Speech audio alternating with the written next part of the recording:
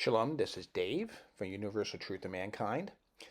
Today we're going to be doing verse 3 of the prologue. This is the final of the first three verses. Now, real quick, I just want to let you all know that I have a link included down below that talks more about the Hebrew and the fact that the Hebrew is a discovered thing, it was not developed or created by humans. So, well worth watching, and I encourage you to do that. Here is the English. So this is very short, as you can easily note. And so here we go. And just as the covenant is sown by 42 matings from that same seed, so the engraved and holy name is sown by the 42 letters that describe the works of creation. I'm not going to go too deep into this, but I'm hoping you get a feel that the Creator is part of this mating process. There's the Creator and there's the creation. And creation is imbued with the Creator. Creator is not separate from creation.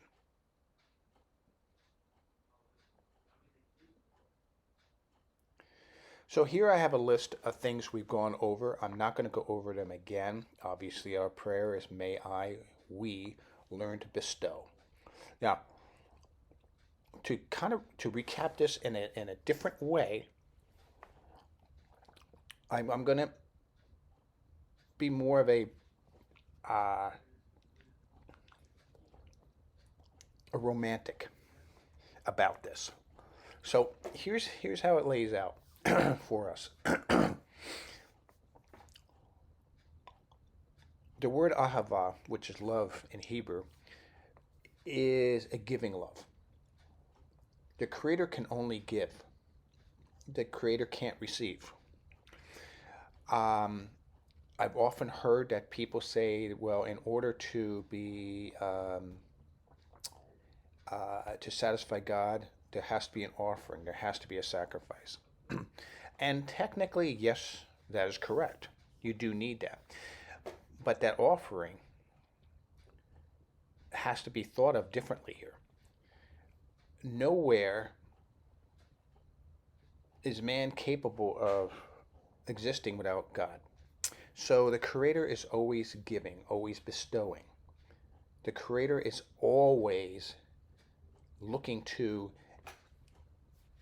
give to us. And we're always in the receiving mode. If God kept from bestowing to us, we would cease to exist. So we're stuck in this mode where we have to receive from the Creator. So the whole idea of giving God an offering or a sacrifice really contextually can't occur. So with that in mind, we see here that God is giving us a love gift. He is giving us something so that we may return back to Him, that we may become part of Him.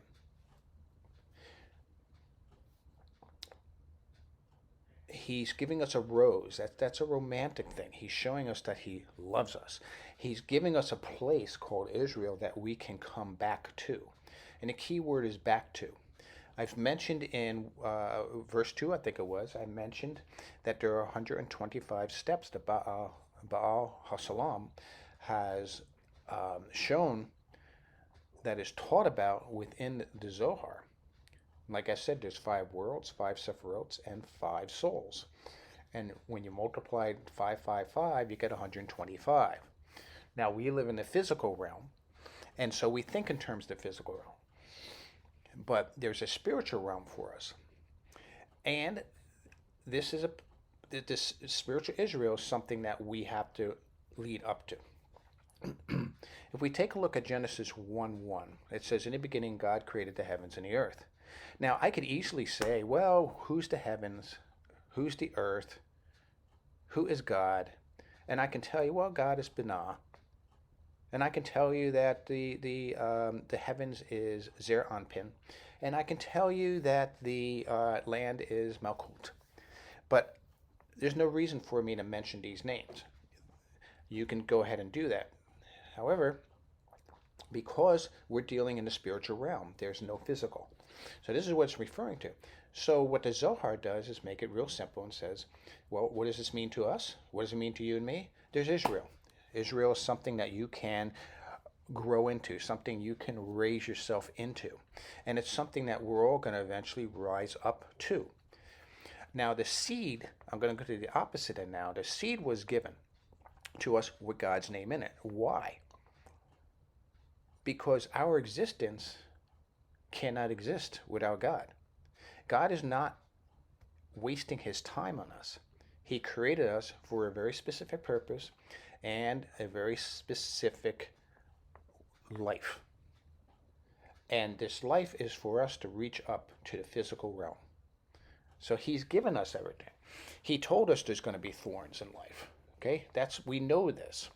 We have certain gates we have to go through to get to this rose, to gather these 13 mercies, the petals of the rose. These aren't just given to us, they're going to be earned. And that's why the rose is white and red. It's going to be hard going. Why? Because we got to give up ourselves. We got to give up our desires and start doing the Creator's desires. We have to delight in what the Creator has for us and use that as a tool to help propel us, help move us forward. So salvation is not something where, oh, here's an offering in my place, a soul for a soul. But rather, salvation is through the 5 gates. It's through the 5 worlds. It's through the 5 sephirots. It's through the 5 souls. All these are necessary to move us up these steps. We also talk about light at one point. So let me give you an example of a light.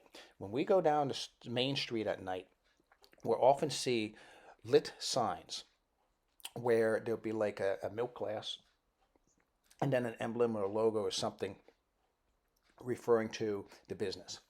And there's a light behind that. That light is what we're looking to discover.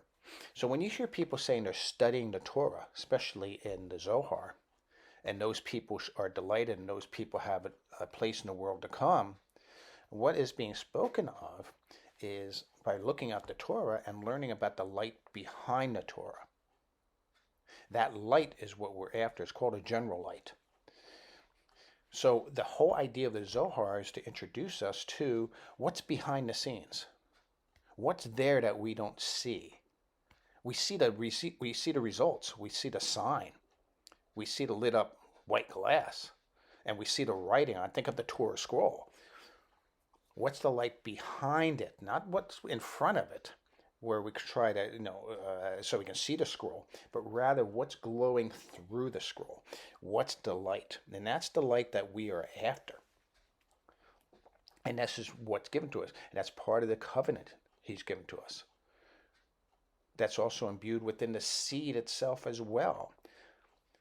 So we have a creator who's on our side and is going to help us to move forward.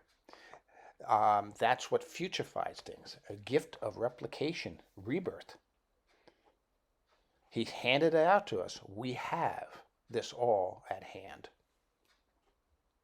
Now, the following verses, I'm going to change a little bit. I'm going to start doing reading a little bit less commentary because I really like to see the verses speak for themselves. And I'm hoping that it will become clearer and clearer to you. But the stage has been set.